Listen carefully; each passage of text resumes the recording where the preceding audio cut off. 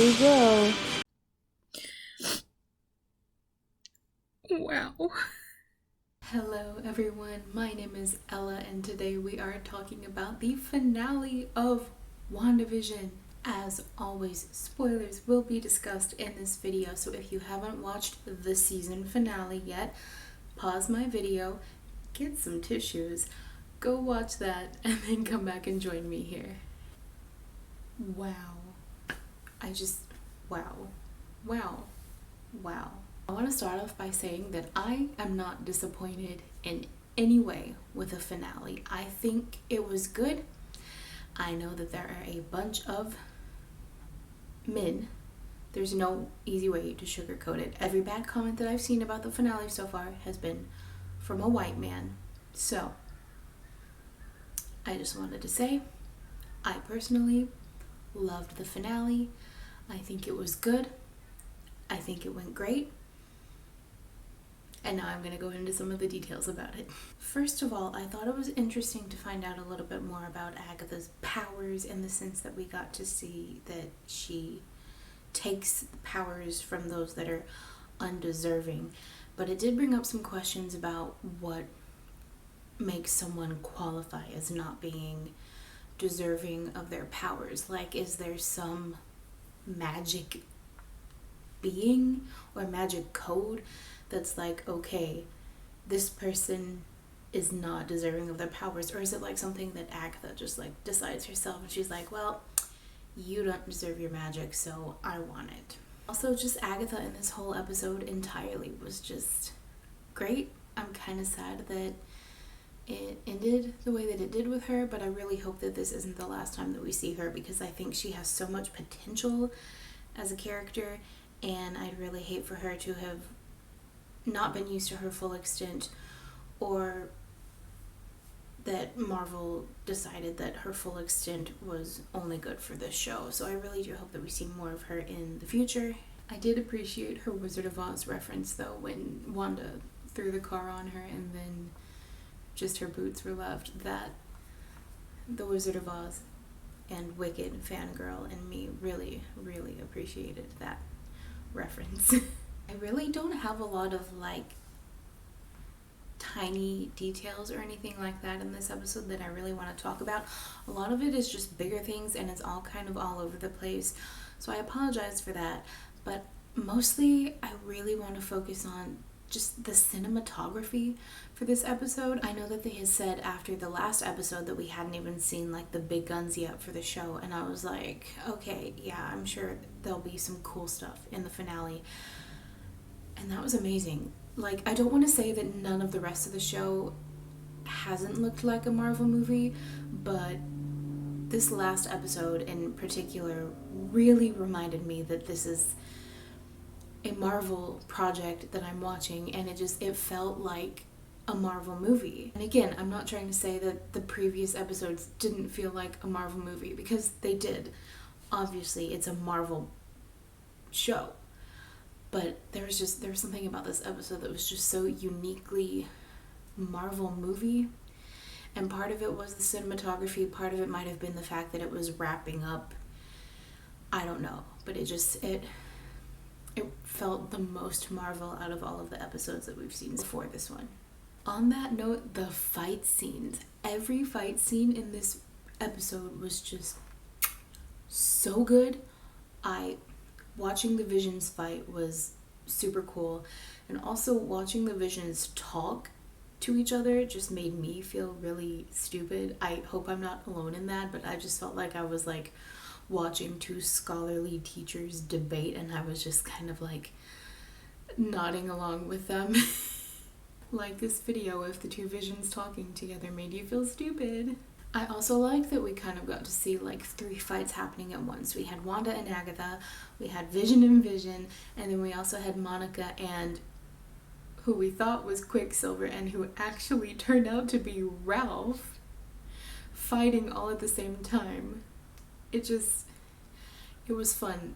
Maybe that is also part of why it felt like a Marvel movie, because we were getting all of these different scenes like tying in together more cohesively and like all happening at once, as opposed to in the other episodes where we would have like stuff happening with Wanda, and then we'd just have stuff happening outside of the hex, and then we'd have scenes with Wanda again, and they weren't all really like meshing together, but this episode it really felt like every different storyline was meshing together to really make this story work. So maybe that was part of why I felt like this episode felt more like a movie too. Honestly though, that Ralph reveal, unchallenged. Who knew? I certainly didn't think that Ralph was a real person, and they got us. They got me. Ralph. Skipping over to outside of the hex for a little bit. Wu in this episode, perfect. I love him. I think he should be in every Marvel movie from here on out, but that's just my humble opinion. But I think Wu was great. I loved when he got out of the handcuffs and was like, flourish.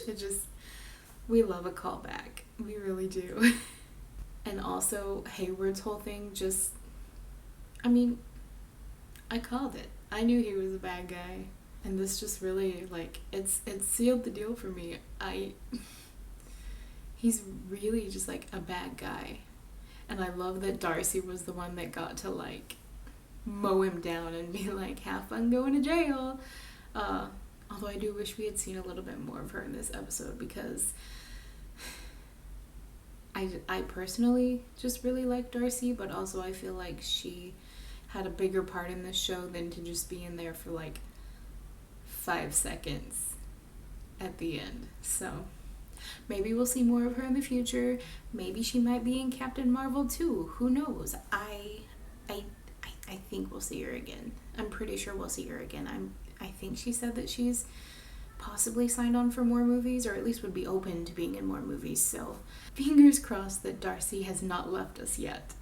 To get back over to everything that's happening inside the hex, I cannot believe, I guess I can, because I know everyone thought that we were gonna get Doctor Strange in this movie, but her just casually dropping that Wanda is more powerful than the Sorcerer Supreme really had me going in the middle of the episode. I was shook. Obviously that will have something to do with the Multiverse of Madness movie, but it was interesting to just have that knowledge, because obviously if you've been watching the MCU, you know that the Sorcerer Supreme is super powerful. Doctor Strange is powerful. The Ancient One before him was also super powerful, and I think it was just kind of a big theme in this episode, and also throughout the whole show, that Wanda didn't know how powerful she was. And so I think that having that kind of benchmark, both for us because we understand, and for her, even though she doesn't know what a Sorcerer Supreme is, probably was just very much a testament to just how strong Wanda is, and how much of her power that both we and she has yet to use. So I'm really excited to see the full extent of her usage of her powers in Multiverse of Madness, and maybe in movies after that. I did have one complaint about Agatha, and that was because we see that she has the ability to just cut the lines, as she put it, of Wanda using her powers on the people of Westview. And I don't know why she didn't do that before. I guess it was so that she could have this big whole thing, kind of bide her time until she was ready to try and goad Wanda into realizing her full powers as a Scarlet Witch and everything. But I don't know, maybe I'm thinking too much into it. Maybe she really did just want to wait, but I don't know. It was just something that I thought about during the episode. I did think it was great that we got to see Wanda kind of go back to her roots and use her, as Pietro, now Ralph, lovingly called them, her wiggly woos. to kind of try and get in Agatha's head. But also that scene was low-key, high-key terrifying. And I, like, watching that in my bedroom in the dark was unsettling, and I do not recommend it. I would like to point out that at this point in my note-taking, all I did was draw a smiley face that is going, because I was so shook by everything that was happening, and I didn't really have any words to describe how I was feeling, so I just wrote a shook face. And honestly, that could probably describe how I felt about the rest of this episode, because it was just so much, and so much was happening, and so much was revealed, and I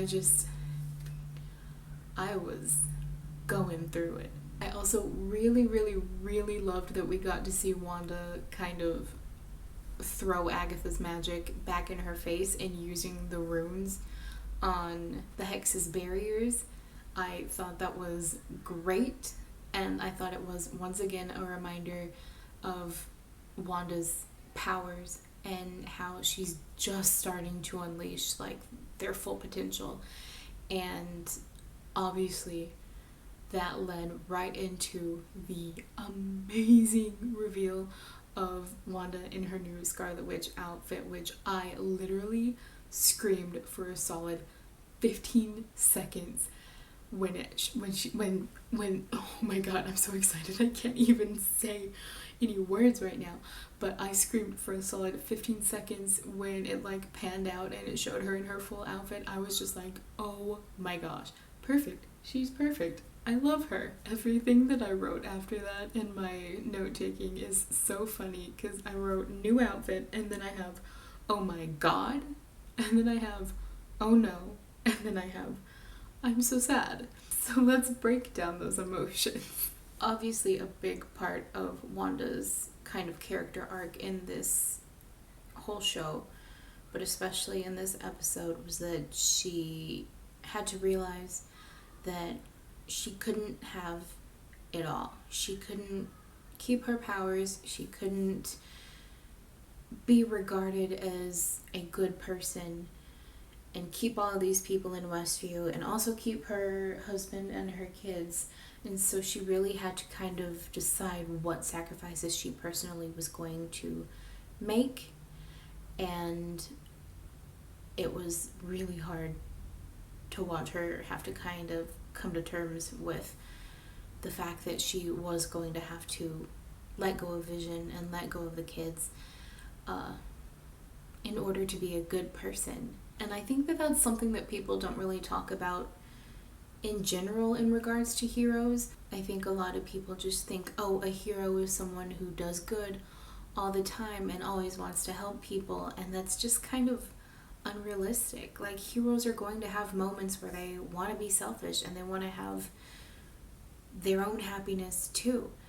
And it's really interesting to actually see a hero struggle with this. And I think that's what's been so beautiful about this whole show, is that yes, Wanda started out as a villain in the MCU for like the first half of Age of Ultron, and then she was good, and from that point on we considered her a hero because she was with the Avengers, even when she had mishaps with her powers, like in Lagos at the beginning of Civil War. And even when she did all of this with Westview, we were like, well, she's a hero.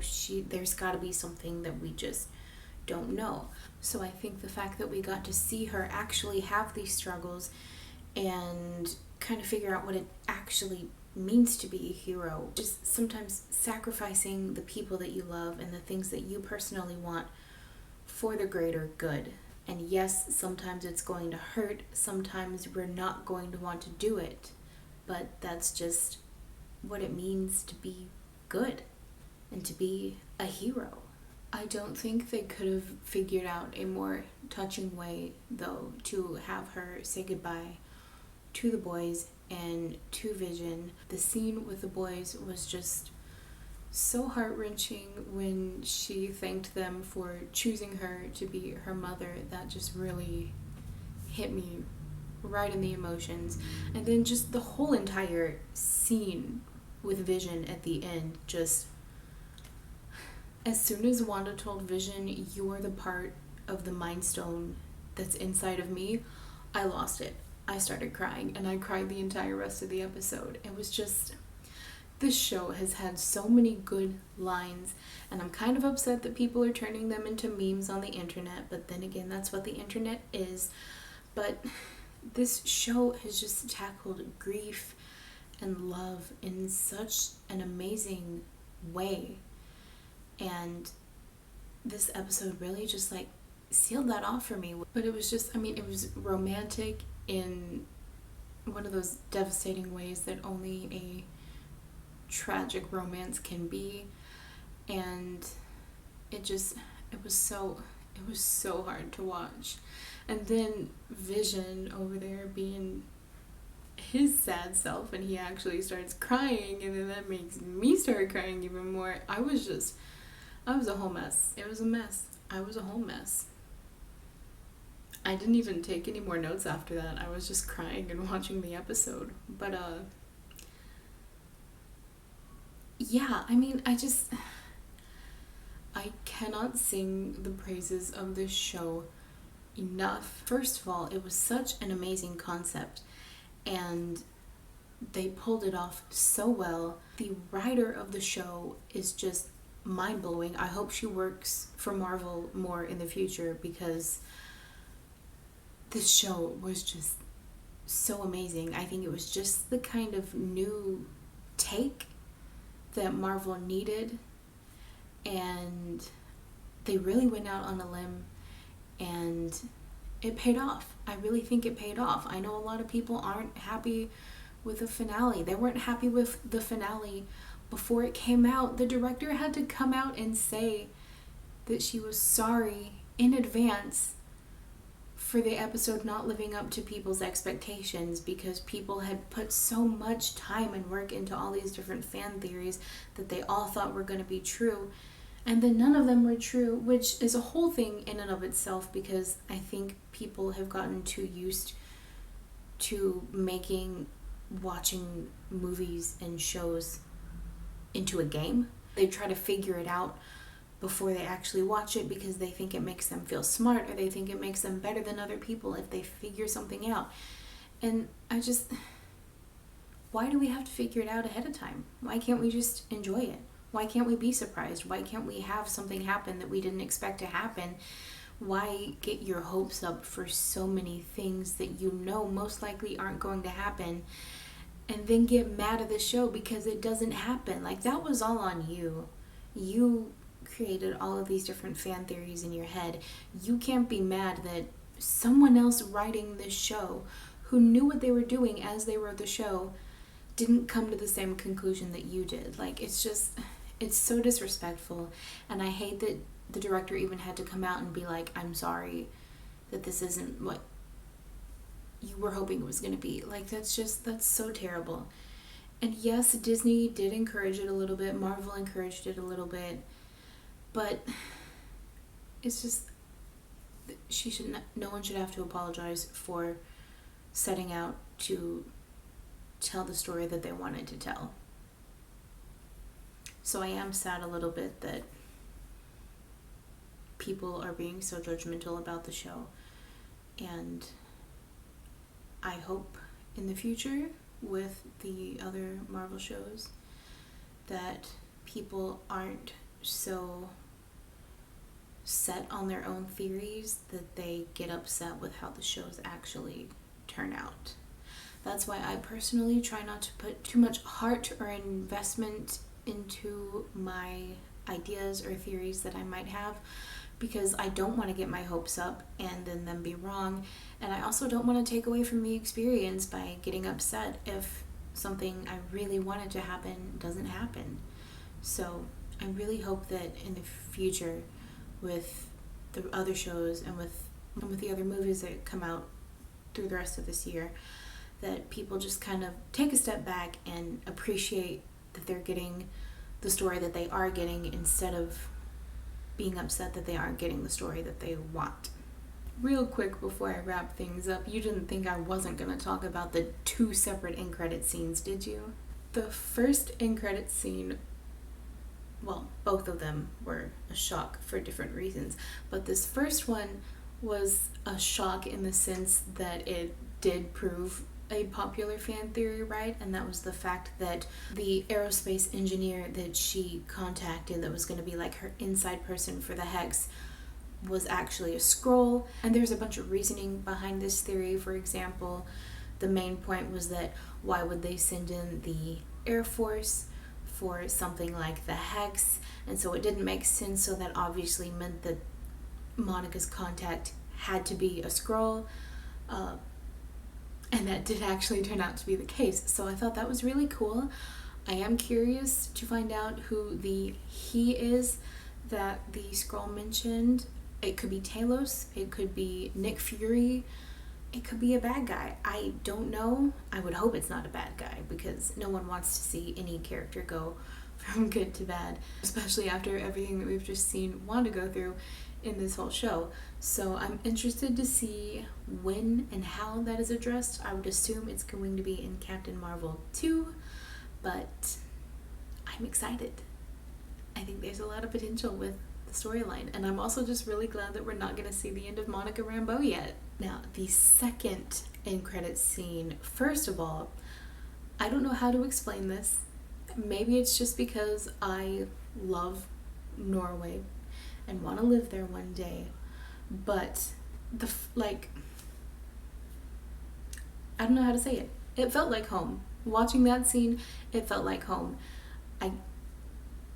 I don't know if it's because I want to move to a cabin and just live and be happy in the Norwegian wilderness. I don't even know if this was Norway. It just looked Norwegian, and the cabin that she was in looked Norwegian, so I just went straight to Norway. But I don't know. Every time that I've watched that scene, and I've now watched this episode 3 times by the time I'm filming this, which is a new record for me, but every time I watch that end credit scene, I'm just like, home, that's home. But my personal feelings aside, I think it is great that we are getting to see how to learn more about her magic.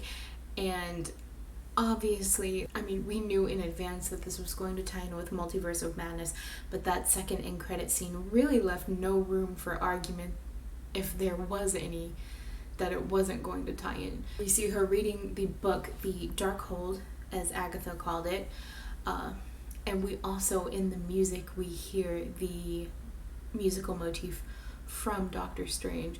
So that was just so exciting. And then on top of that, we also hear her son calling for her, which I think really solidifies the idea that there are multiverses in the MCU, and that we're going to see different worlds kind of collide, if not just in Multiverse of Madness, but I think also in Spider-Man 3 as well. So I'm really excited. I think we're gonna see some cool stuff from the MCU as a whole now after this, and I am really excited to see where everything goes from now on. There you have it, my very rambly, very long, probably, I apologize, rant, ramble, discussion about the finale of WandaVision. I have absolutely loved watching this show. I did not think I was going to be as invested in it as I did end up being, and it's so powerful. I loved waking up at 2:55 a.m. every Friday morning to get ready for the new episode. I loved filming videos, talking about it. I've loved reading all the theories, watching other people's videos talking about theories. I've loved every single bit of it. I cannot wait to do it again with Falcon and the Winter Soldier, and I cannot wait to do it with Loki. Having said that, I will not be posting a Marvel video next Friday, mostly because there's not any new content, unless you count the behind the scenes show for WandaVision. And I don't really plan on waking up at 3 a.m. to watch that, because, I mean, I deserve at least one Friday off before I have to start waking up at 3 a.m. again for Falcon and the Winter Soldier. So no Marvel video next week, but I will be back on the 19th after Falcon and the Winter Soldier premieres. But if you follow me for my regular videos, I will be back on Wednesday. I will be doing a paint pour video. I'm really excited about that. So if you enjoyed this video, go ahead and like it down below. Subscribe to my channel if you would like to, and if you haven't already, go ahead and click that notification bell down there so that you are notified each and every time that I post a new video.